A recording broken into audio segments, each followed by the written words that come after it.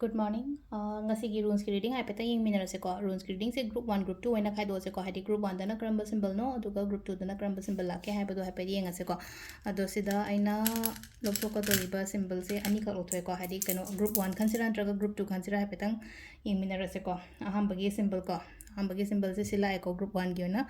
aduga group 2 gi na sumaina hadi zigzag to bagi symbol am lai ko अदो हम बगे कोई group 1 से को हाइडी ग्रुप 1 से गी मागी ममिंग से कोई ओठाला काना हाइ को सिलाई से हाइडी ngसा ये सिंबल सिंग सी ममिंग सुलोइन लेडी बो ओठाला से कइनो high कानसेदा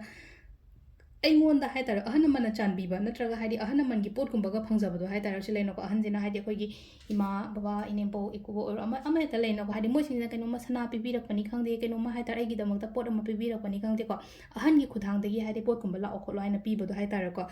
अदुगा amana number 2 gi symbol sina mo silai no ko patience yamna layo ko ngasi ja stable mind stable ohelo ya ngi gi na haraga de ko aduga thona layo aduga thabak to matam do ko mamang tharaga mikok chingaga dumaina gumba thabak to biyo ko adu sida leire ko gi ngasi gi na hadi rules ki reading su ma'am thank you